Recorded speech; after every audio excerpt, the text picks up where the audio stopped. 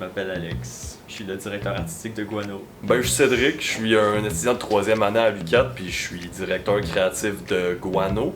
Alors, moi, c'est Vincent Nadeau et je suis directeur technique pour le projet de Guano.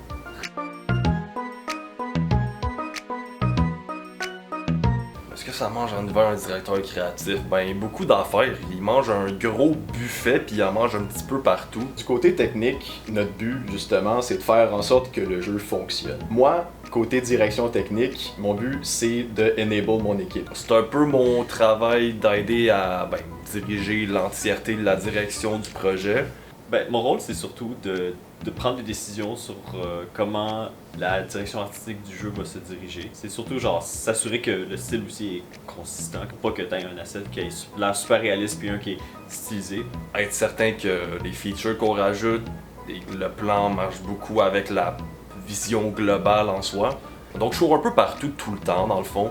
C'est un peu mon rôle. Vraiment juste pas arrêter de parler avec le monde pour les diriger dans la bonne direction. C'est de faire en sorte que, alors que eux sont en train de programmer le projet, c'est moi qui va faire en sorte que eux aient tout ce qu'ils ont besoin pour faire ça, puis que les affaires se passent bien, puis qu'eux aient les informations dont ils ont besoin pour faire leur travail. Donner des tâches aux artistes et s'assurer qu'on aura assez de temps pour faire tout ce qu'on veut. Et si les tâches à faire sont raisonnables. Ben Guano, dans le fond, c'est... une bonne fucking question. Guano, en gros, c'est un jeu de navigation où est-ce que tu joues essentiellement une mouette qui doit gosser les gens pour voler leur bouffe. Guano, c'est un jeu de navigation. Le fun du jeu, c'est tu incarnes un goéland et tu causes du trouble sur une petite île paradisiaque.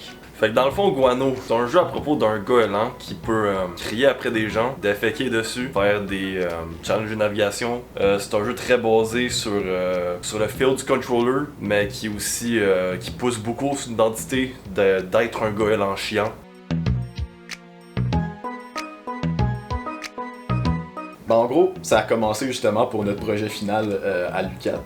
On a commencé avec une douzaine d'équipes, si je me trompe pas. C'était un peu comme une télé-réalité, d'une certaine manière.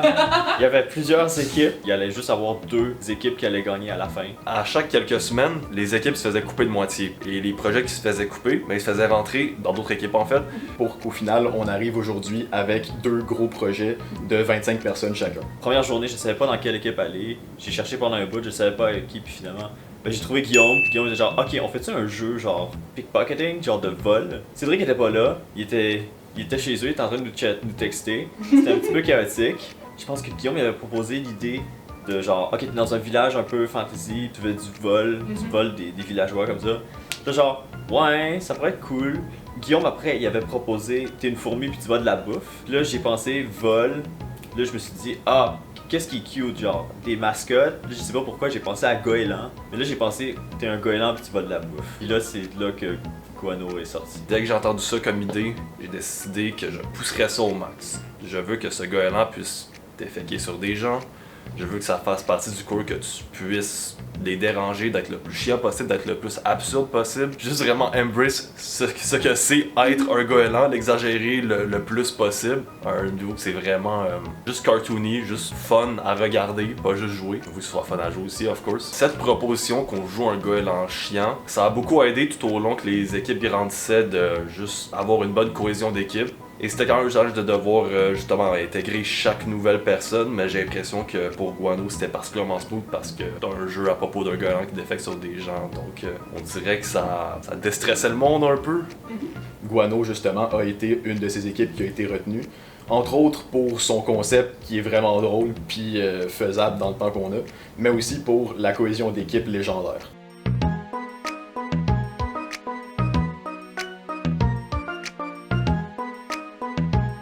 C'est un bordel. C'est chaotique. C'est autant chaotique de notre jeu de goéland. Je vais être honnête, c'était plus facile quand on était moins. C'était plus facile à faire la gestion. Pour vrai, c'est problématique. On a fait face à des trous, mettons, qu'on n'aurait pas pu prévoir, qui sont durs un peu à surmonter, mais j'ai envie de dire que c'est le but justement du projet, de faire face à ces problèmes-là. Je dirais que c'est assez difficile.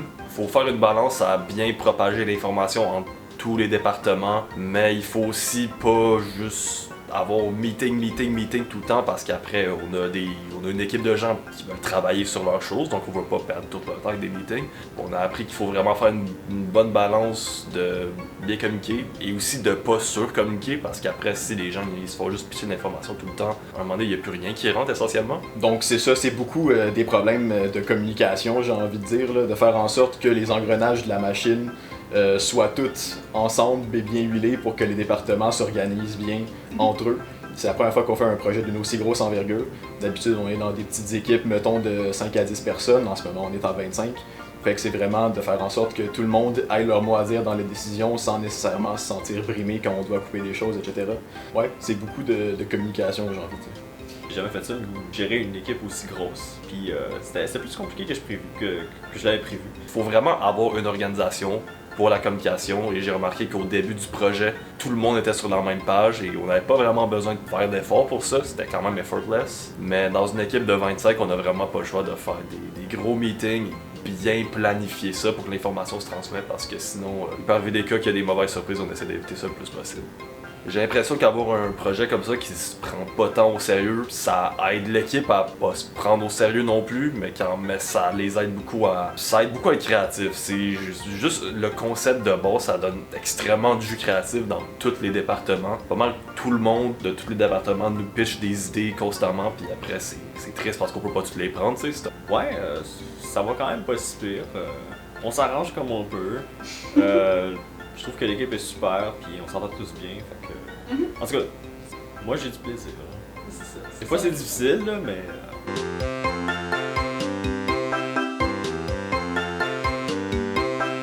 J'ai envie de dire qu'à la base, ça a été un challenge justement au moment où j'ai rejoint le projet, en fait, j'ai directement entré dans le rôle de direction. Fait que, vu que j'ai pas eu, mettons, le background du projet en tant que tel, il me manquait probablement des informations pour comprendre les piliers du projet, l'essence du projet.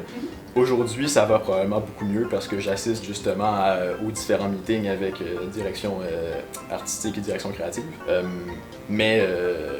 Ouais, c'est un beat qui s'est pris, j'ai envie de dire.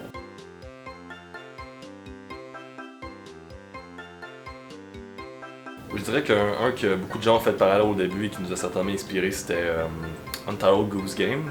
Tu joues un oiseau qui dérange des gens. Évidemment, là, Guano, c'est aussi un jeu de navigation, donc il y a pas mal ça qui le distingue, mais je dirais qu'Untitled Goose Game nous a pas mal inspiré pour ça. Je dirais que Wii Sport Resort, le jeu d'avion, c'est comme un qui revient souvent.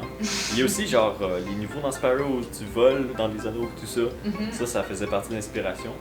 On s'est fait proposer aussi par les professeurs de checker Eagle Flight. C'est un jeu VR d'Ubisoft. Donc ça c'était pour le level design aussi.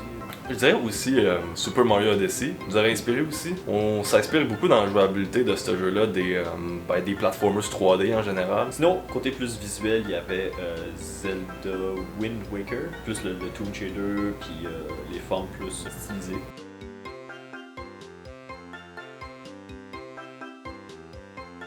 C'est surtout du cartoon, du stylisé. On a pris cette décision-là pour que ce soit plus simple, de faire plus d'assets possible, vu que c'est un monde plus ouvert. Il y a beaucoup d'assets à faire, puis si on fait ça stylisé, ça va être moins compliqué. Puis je trouve que le fait que c'est plus rigolo, drôle, on se concentre surtout pour faire quelque chose d'humoristique pour le jeu. Je trouvais qu'un style cartoon exagéré, ça serait plus adéquat pour le projet, puis je pense que les autres artistes aussi étaient d'accord. Si on a fait quelque chose de plus réaliste, ça aurait été plus long, ça aurait fait plus simulateur, puis on cherchait pas vraiment nécessairement à faire un simulateur. Il y a des déformations dans les objets. On veut pas des lignes droites, le moins possible, à moins qu'on fait des modules par exemple, ça on a comme pas le choix si on veut que les trucs s'assemblent bien ensemble. Mais genre le shape language, si on peut dire, il y a des courbes de déformation dans les objets, puis on essaie de se concentrer à faire pas trop de petits détails. On veut genre des gros détails exagérés, puis ça fait plus cartoon. Côté couleur, on s'est vraiment concentré à faire des couleurs plus saturées, quelque chose de plus joyeux, moins de désaturé, moins sale. Tu vois, si tu regardes tous les jeux Call of Duty, c'est pas des couleurs super vibrantes, un peu ternes, mais c'est ça, c'est plus réaliste. Pourquoi nous on fait des couleurs plus pas paradisiaques. C'est une île paradisiaque, c'est supposé être coloré, c'est supposé être le fun, il fait tout le temps soleil, il fait beau.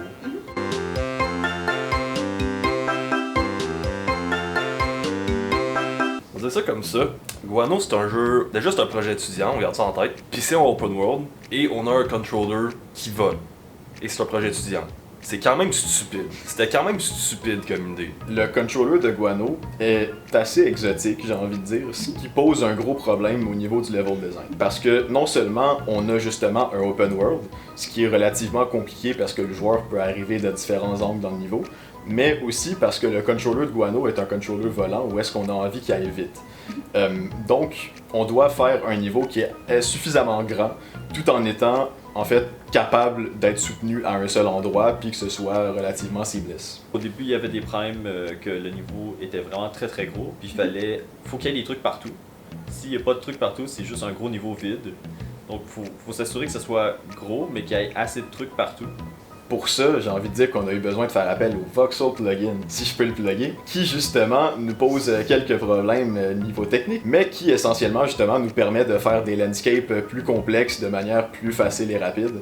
Donc c'est un mal pour un bien, puis c'est une nouvelle technologie qu'on a dû apprivoiser, mais qui aujourd'hui, je pense, est à une bonne place. Fallait qu'on trouve plein de points d'intérêt, puis des choses pour peupler l'île de maisons, d'arbres, toutes sortes de trucs. Donc il faut faire beaucoup d'assets, mais vu que c'est cartoon, c'est plus facile de faire plus d'assets. Puis on a aussi dû faire des ajustements, genre en termes, c'est quoi le ratio entre la grosseur de l'île, puis genre, c'est quoi l'échelle en fait des assets. Au début, il était plus petit, on les a rendus plus gros, pour qu'il y ait moins de vide en fait dans l'île, c'est ça. On fait une ville en fait, c'est une ville sur une île, donc un certain resort. Donc on veut que la scène se sente un peu vivante en fait. On veut qu'il y ait beaucoup d'humains avec lesquels on peut interagir justement, voler leur bouffe, on peut les faire tomber dans un volcan, etc.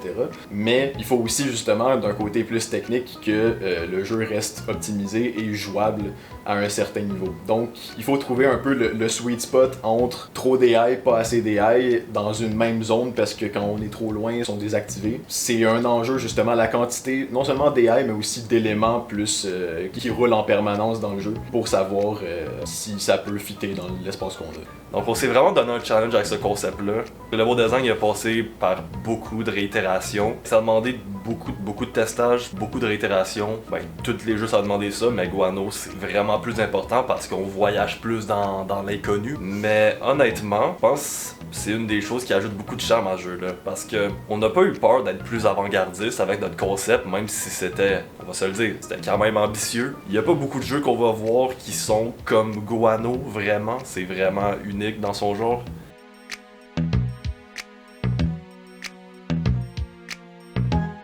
Je dirais que ce serait Guano lui-même, notre protagoniste. Ah, c'est dur à dire. Je les aime toutes, je pense. J'aime bien Kevin, j'aime bien Dunga, j'aime bien Krakatoa. J'ai le shotgun, mais moi c'est Dunga.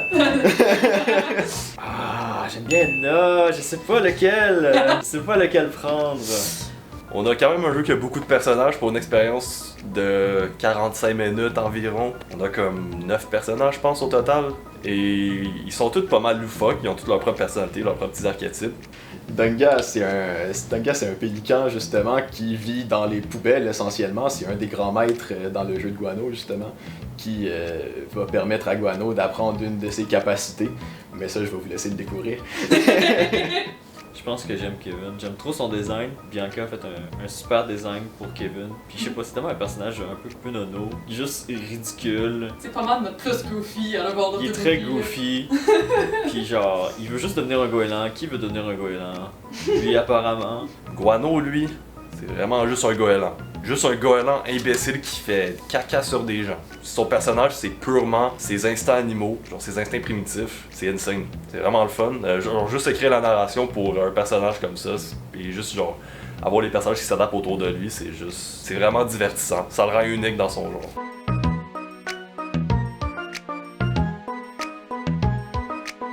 Déjà, Guano.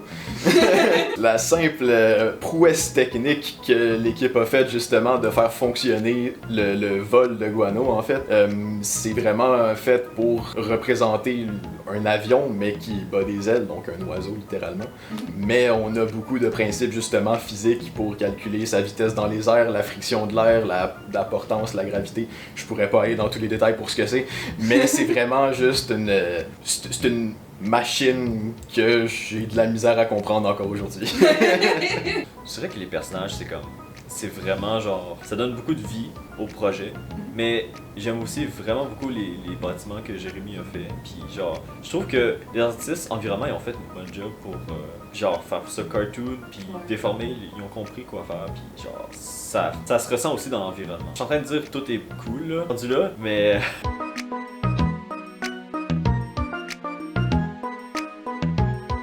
Dans le fond, on a un petit peu revamp une grosse partie du LD. Fait que là, on est en train d'intégrer des nouvelles affaires. Ça inclut des événements. Quand on dit événements, en fait, c'est plus des humains qui feraient des actions spécifiques au lieu qu'on ait le même template partout dans la carte. En plus de ça, maintenant, on a aussi introduit des challenges de navigation. Fait que ça, c'est vraiment juste des parcours qui se concentrent genre 101% sur le player controller, faut juste que tu ailles du point A au point B. En ce moment, il y a pas mal une nouvelle direction justement côté level design qui s'est lancée. Fait que là, on travaille principalement sur la structure des nouveaux challenges qui vont être ajoutés dans les tunnels, des espèces de challenges de parcours que Guano va pouvoir traverser pour justement aller faire un parcours et parler à un personnage à la fin, histoire de gagner de la bouffe justement. en ce moment, on est en train de remodeler d'anciennes zones pour qu'elles soient plus, uniques.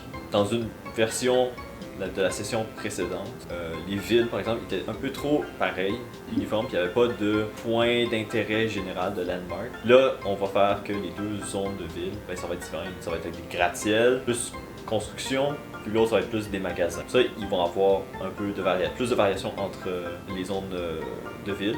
Donc ça va être quelque chose de nouveau. Ça, c'est mon équipe qui est en train de travailler là-dessus. Puis on est en train de travailler sur la zone finale qui est le volcan, où est-ce qu'on va faire la course finale. Et il y a aussi une coupe de quêtes qui sont rajoutées aussi.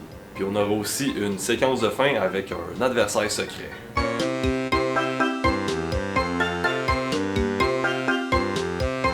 Je dirais pas que ça l'a réorienté. C'est sûr que ça nous a aidé genre voir quelle direction on doit pousser. Mais je pense que ça nous a surtout confirmé que genre on allait déjà dans la bonne direction.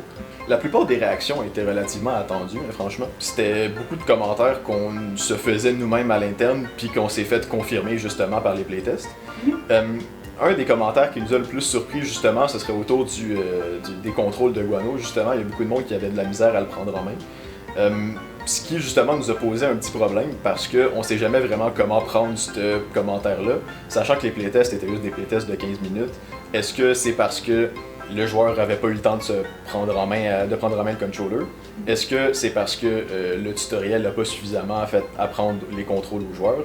Ou est-ce que c'est tout simplement parce qu'il y a réellement un problème au niveau du controller? Mais la plupart des gens ils ont compris après genre un peu, genre 5 minutes, c'est déjà en train de voler assez aisément. Ce qui nous a fait remarquer justement qu'un tutoriel plus aiguisé, ça va probablement aider justement le joueur à comprendre, ce qui est aussi sur quoi on va travailler. Et aussi certaines valeurs du controller qui restent un peu à changer pour qu'on atteigne, oui, plus facilement le easy to learn, mais qu'il y ait aussi une plus grosse disparité avec le hard to master, qu'on aimerait ça arriver vers la fin du développement. Côté art, tout le monde a dit genre « Ah, c'est cool, j'ai pris ça positivement », mais ça aurait été bien aussi d'avoir quelques conseils de plus, mais j'avoue que les gens d'habitude, ils se posent pas plus de questions que ça. Mais au moins, genre, il y a pas genre de trucs qui sautaient aux yeux, genre, on n'a pas reçu de commentaires qui disaient « Ah ouais, ça c'est vraiment bizarre, ça se fit pas le style ». Je pense que le style est assez cohérent. Fait qu'on n'a pas eu tant de mauvaises surprises. Ça nous a aidé à nous diriger parce qu'il y avait quasiment 100 personnes différentes qui ont playtesté le jeu. Fait que même si ça n'a pas nécessairement complètement réorienté la direction, ça nous a aidé à être plus confiants sur l'orientation du projet quand même.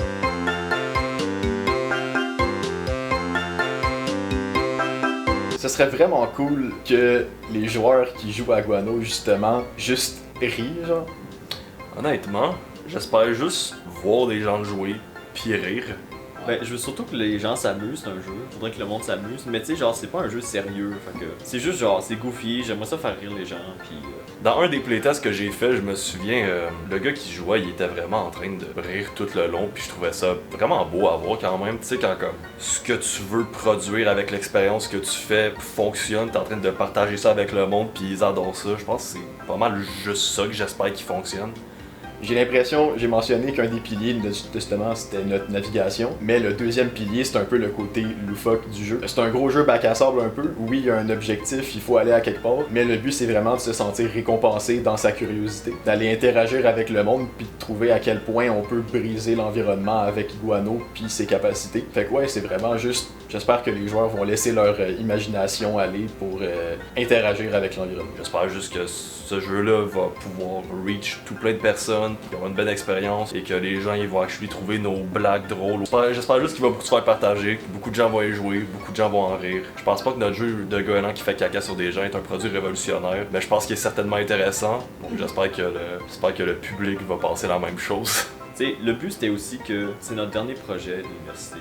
Je voulais que les gens s'amusent, puis genre relaxent un peu. Genre, je sais que c'est pas très relaxant faire un jeu, mais genre, au moins c'est pas un jeu sérieux, c'est un jeu goofy. Puis bon, j'espère que les gens s'amusent. Je suis fier du projet, puis t'sais, on parle de caca à l'université.